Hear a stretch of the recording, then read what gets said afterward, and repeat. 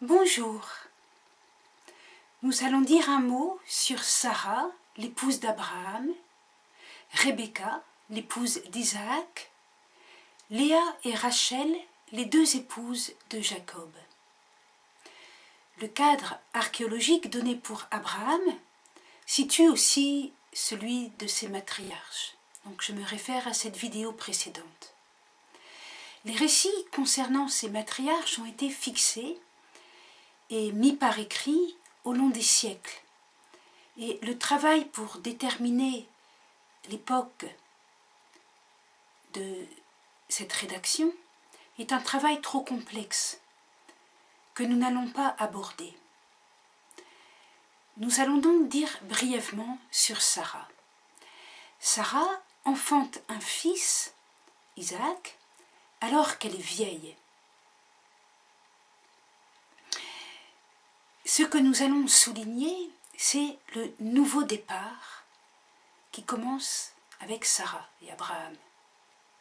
De même que l'hospitalité de Sarah. La Bible nous présente cette histoire après la tragédie de Babel, cette tour pour atteindre le ciel, qui conduit les hommes à la dispersion finalement. Et après, Dieu appelle Abraham. C'est un nouveau départ. Et Dieu fait une promesse à Abraham. Et voilà que dans leur vieillesse, alors que Sarah était stérile, elle enfante Isaac. Concevoir dans la vieillesse, c'est miraculeux, et cela souligne vraiment cette dimension de nouveauté. Dieu veut faire quelque chose de spécial.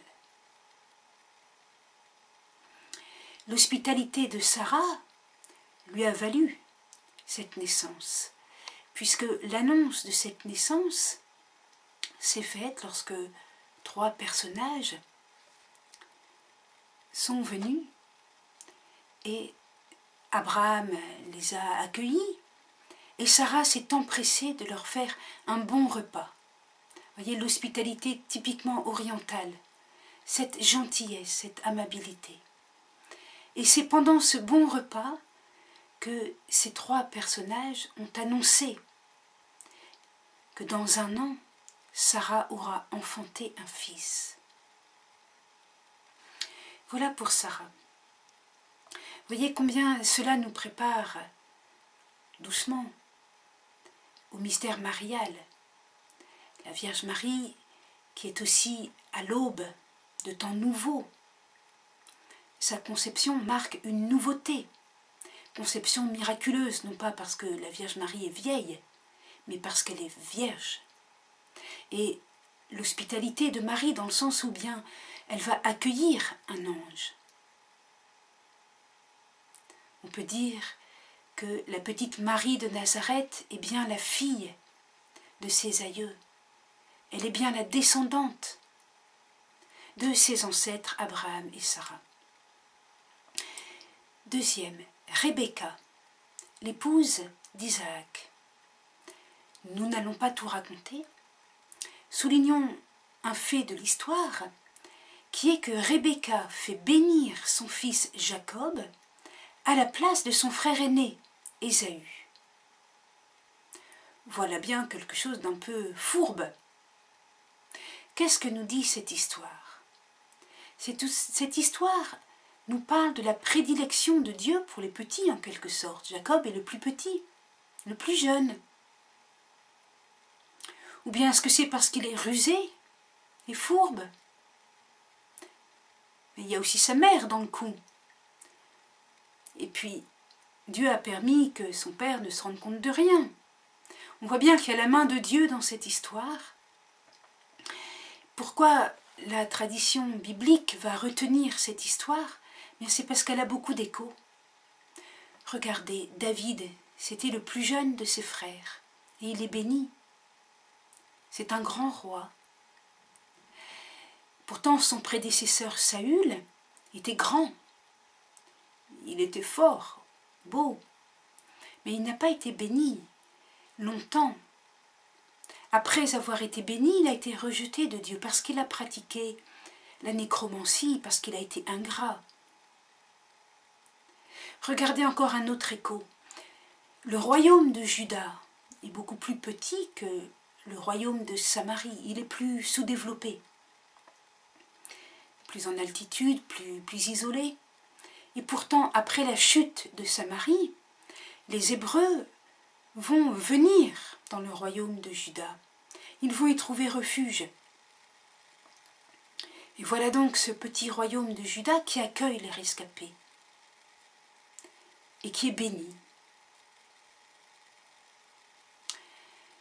Donc cette constante biblique de la bénédiction des petits n'a rien à voir avec une jalousie pour les grands et les puissants, non. Mais c'est parce que la petitesse rend ouvert à Dieu, rend disponible à la grâce, dirions-nous. Cela est particulièrement expliqué dans l'Évangile quand Jésus s'exclame « Père, tu as caché cela aux sages et aux intelligents, et tu l'as révélé aux tout-petits. » Matthieu 11, 25. Eh bien, pour que les disciples comprennent ce que Jésus dit, il y a tout cet arrière-plan de l'Ancien Testament. L'histoire du royaume de Juda, l'histoire de David, et l'histoire de ce Jacob, fils de Rebecca, pour laquelle sa mère fait un petit stratagème pour qu'il soit béni à la place de son frère aîné. Maintenant, les épouses de Jacob, Léa et Rachel. Tout d'abord, une question d'exégèse historico-critique, on y revient. Il est peu crédible de penser que Léa, Rachel et leurs servantes aient enfanté des enfants dont les noms soient celui des 12 tribus d'Israël. Pourquoi? Je vais donner 4 arguments. Premier argument, nous voyons que les listes des fils de Jacob ne coïncident pas exactement. Ouvrez vos Bibles et comparez Genèse 29, 30 ou Genèse 29, 49 ou Deutéronome 33. Voilà 3 listes, vous ferez la comparaison. Deuxième argument, le prophète Amos, qui est plutôt originaire du sud, ne mentionne que Abraham, tandis que le prophète Osée, qui est plutôt au nord, ne mentionne que Jacob. Pourquoi? Troisième argument, quand la prophétesse Déborah, au nord, lance un appel pour la bataille en Canaan contre Sisera, et après cette bataille, elle chante dans le livre des Juges, chapitre 5, et on constate bien que dans cette histoire, Déborah ne fait pas appel à des tribus qui soient déjà unies, mais elle les convoque à combattre ensemble. Elle appelle leur unité. Certaines tribus vont dire oui et d'autres non. D'autres ne vont pas venir à cette bataille. C'est une unité en construction. Dernier argument. Certains fils de Jacob ont un nom qui signifie un lieu géographique. Par exemple, Benjamin, au sud des autres. Donc, il s'est formé après les autres. Donc, ces noms géographiques nous font suspecter une autre histoire que celle que nous dit la Bible, avec Léa, Rachel et leurs servantes qui enfantent 12 fils. Ça ne veut pas dire que Jacob n'a pas eu des fils, mais ça veut dire que l'histoire a été racontée d'une certaine manière pour délivrer un second message. Ce second message, c'est quoi? C'est l'unité des tribus d'Israël. Et ces tribus d'Israël, eh bien, certaines sont descendantes d'Abraham et d'autres sont descendantes de Jacob, et on n'est pas très sûr que finalement Jacob soit le petit-fils d'Abraham. Pourquoi est-ce qu'on a dit qu'ils étaient 12 frères? Mais les orientaux vous l'expliquent très bien. On est frères quand on partage la même foi, quand on est amis, quand on est ensemble dans les mêmes luttes. Donc, si ces 12 ont fait la même expérience spirituelle, par exemple, s'il y en a qui sont partis avec Moïse et qui ont quitté l'Égypte en rejoignant les Hébreux qui étaient effectivement fils d'Abraham et d'Isaac, et de Jacob et de Joseph, eh bien, en partageant leur expérience spirituelle, ils deviennent leurs frères. Est-ce que vous comprenez? C'est ce qu'on va appeler un processus de généalogisation.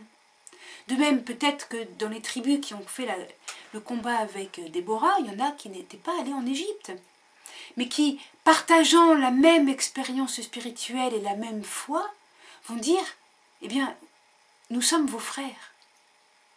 Voilà. C'est un peu complexe.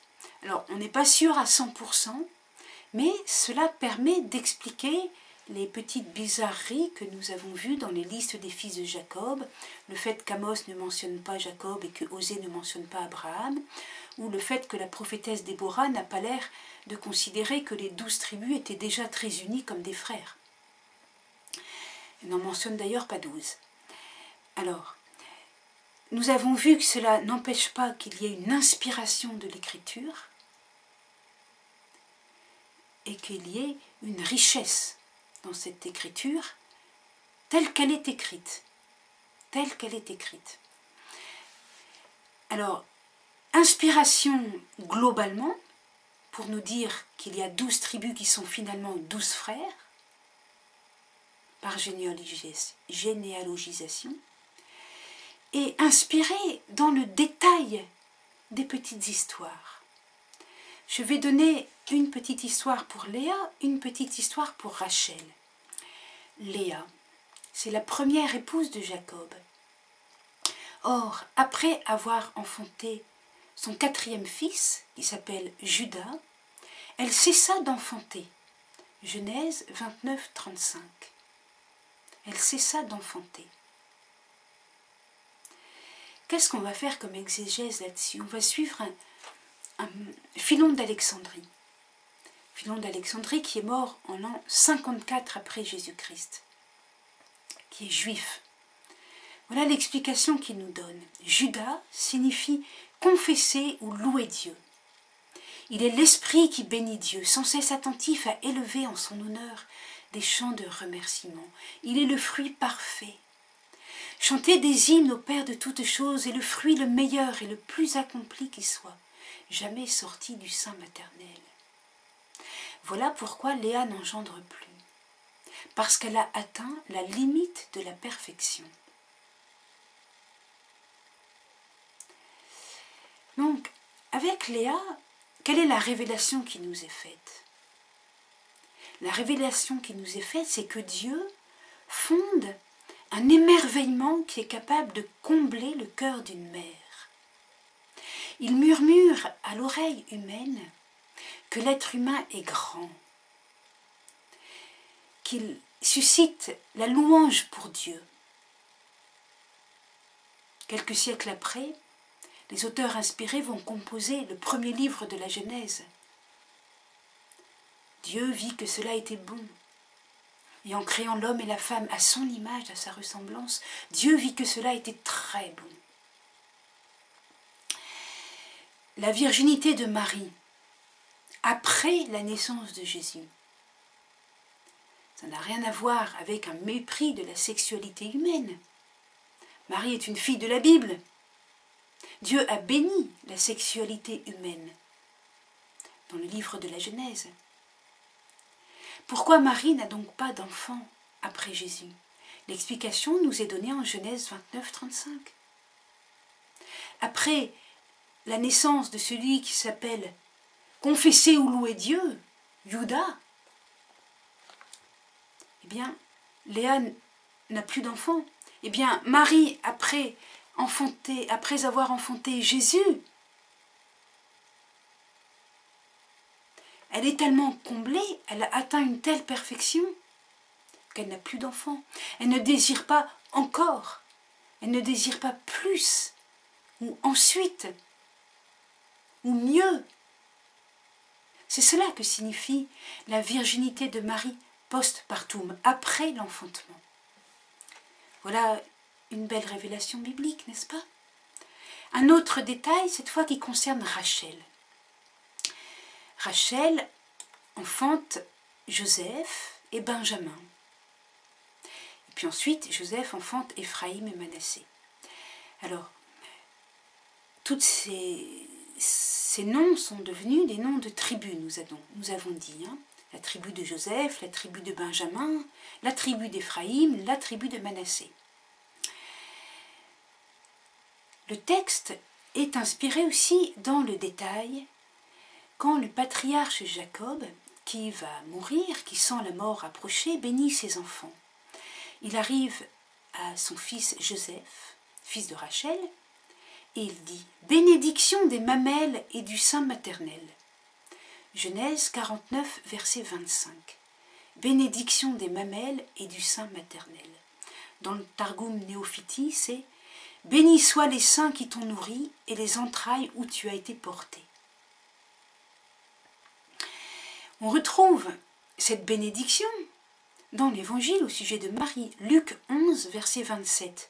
Une femme éleva la voix du milieu de la foule et dit à Jésus « Heureuses les entrailles qui t'ont porté et les seins que tu as sucés ». Le lien de l'Ancien et du Nouveau Testament, c'est dû à la présence de l'Esprit Saint. C'est lui qui donne une cohérence dans la Bible, parce que c'est l'Esprit Saint qui guide l'Ancien Testament et qui va plus tard permettre de reconnaître le Messie. Voilà, nous allons donc achever cette petite conférence sur cette note de bénédiction, de louange avec Léa et de bénédiction avec Rachel. Un climat de joie. Au revoir.